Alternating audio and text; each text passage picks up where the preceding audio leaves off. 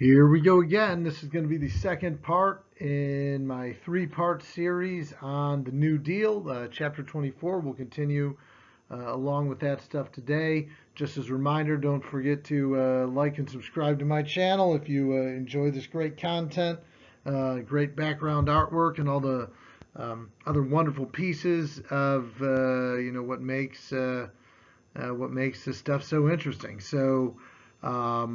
Last time we kind of talked about a lot of the programs of the New Deal. We're going to get a little bit more into some personalities and some challenges today that Roosevelt faces along the way in the process of rebuilding the country. See, these new programs are great, but there's still a lot of work to be done. There's still a lot of people that aren't thrilled with the direction the country is going. Again, there's goes back to when we talk about absolutes. There's no absolutes here in history. Yes, Roosevelt is popular. Yes, these programs are doing a good job of helping a good number of people out of the Depression. But there's still a lot of people that aren't happy. Okay? And we're going to examine some of them today as well as some other factors. So let's go ahead and get right to it. So let's talk first about some of the critics, noteworthy critics of the New Deal. Some of them are worse than others. Some of them have genuinely good ideas. Some of them are a little bit on the crazy side. So the New Deal, like I said, has its critics, beginning with a group known as the American Liberty League.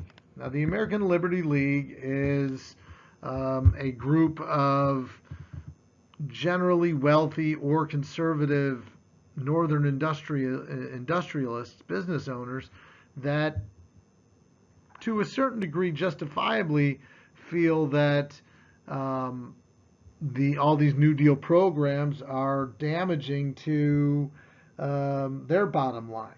Okay, because in their mind that all these programs of the New Deal are kind of dictating policy and things like that to people, and that is not going to be good for business, so to speak.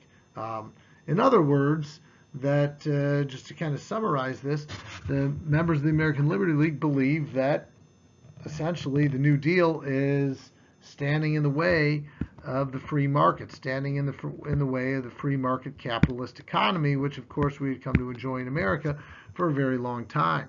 There is a bit of truth to that argument, but they only gain limited support, as there's a lot of people hurting in America, and a lot of people are seeing that, at least to some degree, the programs being enacted by Roosevelt during the New Deal are helping. Another different complaint comes from an elderly doctor in California named Dr. Francis Townsend. His complaint is simply that, what is the New Deal doing for the elderly? Fair complaint. Most of the New Deal programs are aimed at poor people, are aimed at poor regions of the country like the TVA, or are aimed at creating jobs for younger folks. Dr. Francis Townsend comes up with a plan that is going to sound very familiar to you, should sound very familiar to you. A plan that will provide $200 a month to all elderly Americans, provided they agree to retire. And in agreeing to retire, they'll get this $200 monthly check that they would be expected to spend each month, that way pumping money into the economy for good, and also creating jobs for younger people. See, one of the big problems that we had experienced with the Depression and beforehand is with most workers not really having a pension plan and Social Security not existing yet, people wouldn't retire. And when people don't retire, it doesn't open up jobs for younger people, making it difficult for younger workers to be able to find employment. Townsend says, let's solve that by creating a government system that provides money to the elderly, so they pump money into the economy and buy things, while at the same time creating jobs for younger people. Okay, his idea doesn't really go very far in its time, but it does, of course, inspire what becomes Social Security not long after that. So he's not really so much a critic of Roosevelt as he's much a critic of the New Deal and kind of what that's doing. But obviously, of any of these people, it's his idea that becomes reality. Another interesting one is this guy here, Father Charles Coughlin. Father Charles Coughlin was a priest from Michigan who was very popular, had a weekly radio show, very popular radio show. And at first, he was very much a supporter of Roosevelt, but kind of soured over time because he, by contrast, didn't feel that the New Deal was doing enough to help everybody, and he wanted to create, some financial reforms that would give the government more control over money by like nationalizing the banking system and stuff like that, believing that generally the money should be given away to those most deserving and stuff along those lines. Nationalizing the banking system is basically taking away private money, which isn't a really good idea. Father Charles Coughlin, though, is very, very popular. He has one of the most popular radio shows in the country. His weekly radio show is a good counterbalance to people that listen to Roosevelt's fireside chats, and he gains a great deal of support. Until later in the decade, he shows sympathy for anti-Semitism and Hitler. Usually not going to do a whole lot for your public persona and perception. So, Heil, see you later. And then finally, you have another kind of interesting guy, Huey Long. Huey Long became governor of Louisiana in like 1928. And another guy like Father Charles Coughlin was initially a pro-Roosevelt guy. But before long, Huey Long started to turn against Roosevelt, feeling as if he wasn't doing enough, and he promoted his own plan that he called the Share Our Wealth Plan.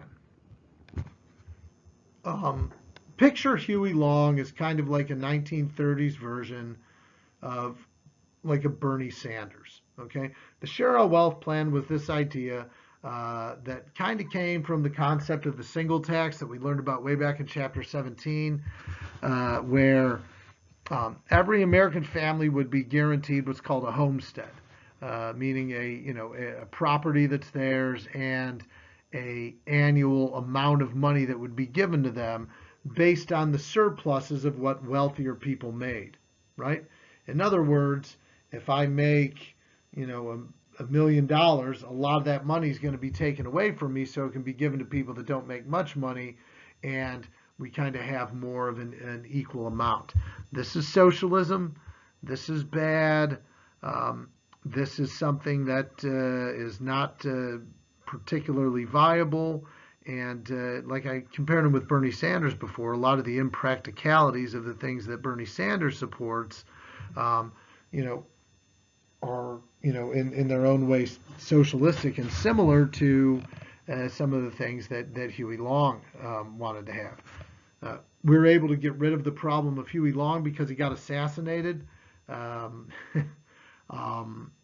Basically, the story goes he was walking out of the state house in Louisiana one day and he got approached by some guy who was upset with Huey Long because he had made some disparaging remarks about the guy's father or something like that. So the guy shot him and Huey Long died. So, end of that problem. Do these critics of Roosevelt have a fair point? I would say yes, to some degree they do. Dr. Francis Townsend certainly has a good point. The American Liberty League certainly has a good point.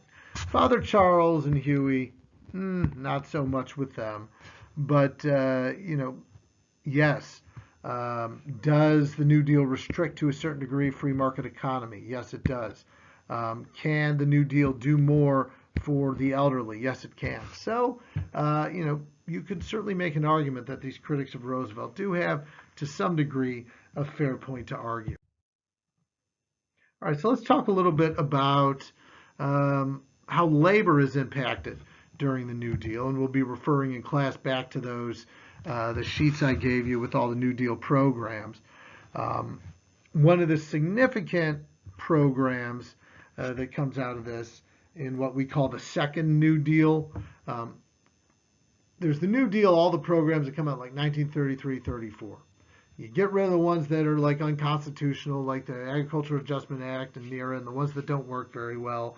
And then Roosevelt comes out with a series of new and different types of programs. These ones are based more in programs like the Tennessee Valley Authority, programs that focus on specific things in specific areas. Okay, one of the most notable of this time is the Wagner Act, or the National Labor Relations Act, which establishes the National Labor Relations Board. What this does is essentially, for the first time, give a government-based support, clear government-based support for unions. Okay, it establishes a board, it establishes a group that will review and kind of manage and control labor issues in the United States. Will be like a intermediary, like a lawyer in a case of some sort of labor dispute between the business and the workers and the union. Okay, throughout our country's history, for the most part, right, whenever there's a dispute between business and labor, we know that big business wins out over labor. Okay, the National Labor Relations Board seeks to kind of change that trend by giving more support to the unions. So this is a huge change from what we had been doing in the past. Unions feel empowered, labor workers feel empowered, and they feel finally like they're getting at least some degree of representation from the government. This leads to kind of, as a result of this, a fair deal of change in how labor approaches its disagreements with ownership. One example is the founding of the CIO. Now, the AFL today is known as the AFL-CIO because they're merged as one. They merged, I believe, in like the 60s or something like that. And it's a very powerful labor union. The CIO was founded out of a disagreement between a guy named John Lewis and the leaders of the AFL. John Lewis was a leader of the Mine Workers Union, and he was upset with how little representation the AFL gave to less skilled workers. So he breaks away from the AFL and founds the CIO, which stands for the Congress of Industrial Organizations. Congress of Industrial Organizations. This is like a better version of the old Knights of Labor.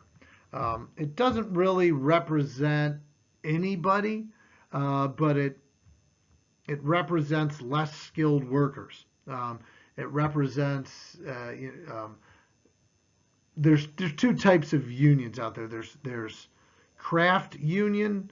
There's craft union members. Those are primarily the AFL. Those are people that have a specific skill, like machinists or plumbers or something like that. These are people that have a very specific skill that makes them marketable to a certain degree. Then there's trade unionists.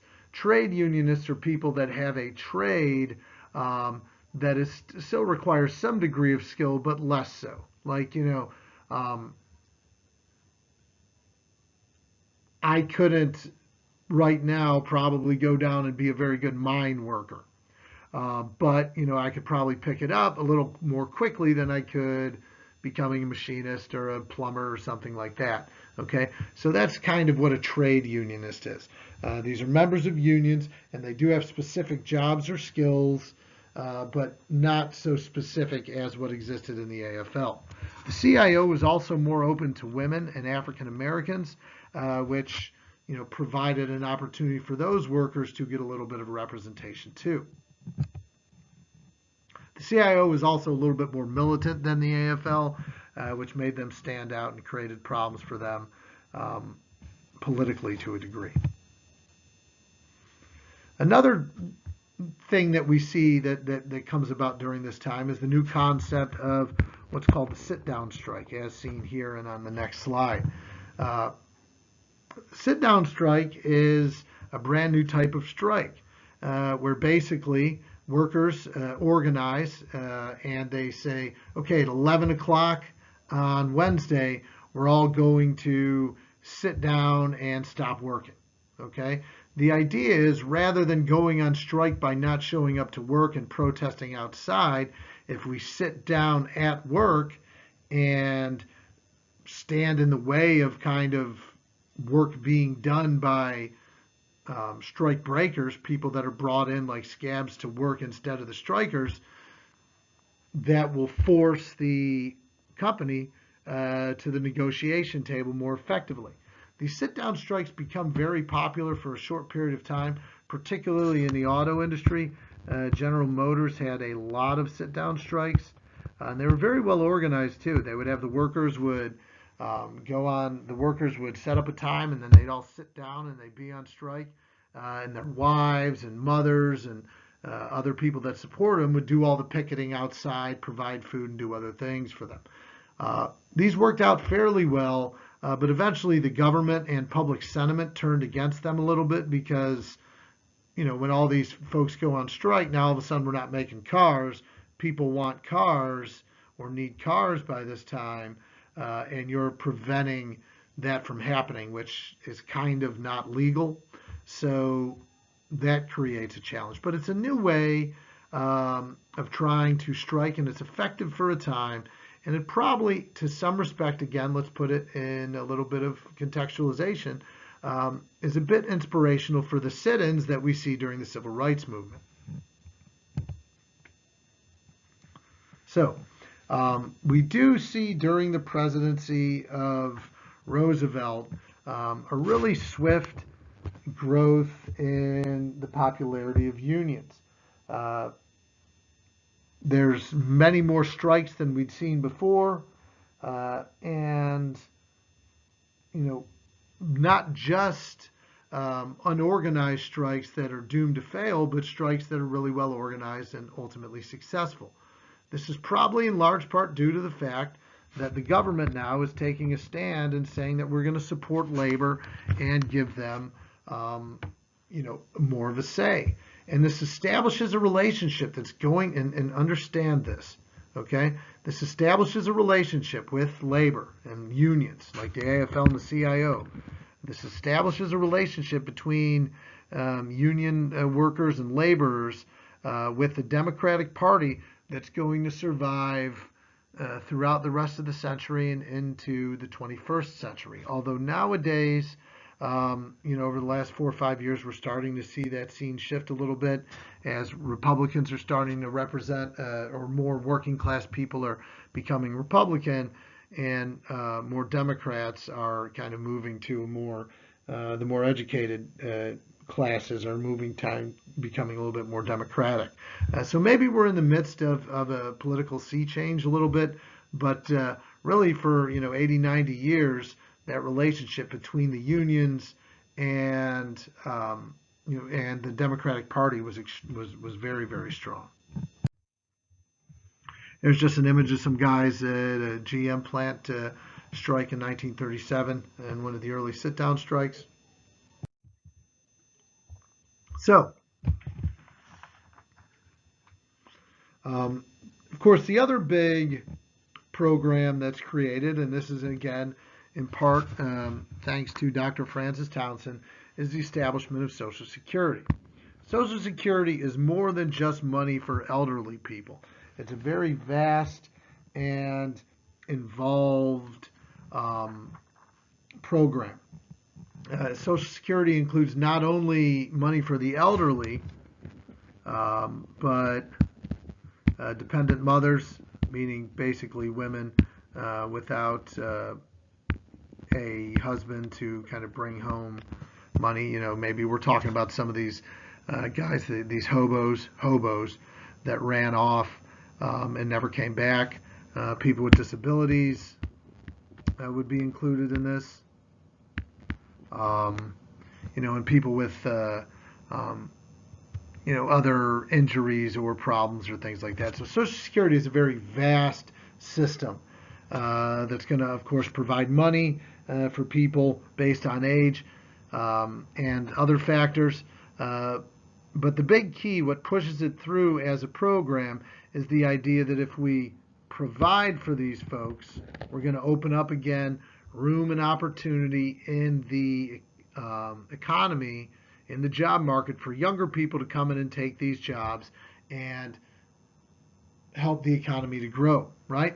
Because the whole idea of rebuilding an economy is putting money into it, right? Even if that's coming from the government, that's okay, right? So if we're talking about if we give people money to retire and give them a Social Security check every month, they'll spend that money.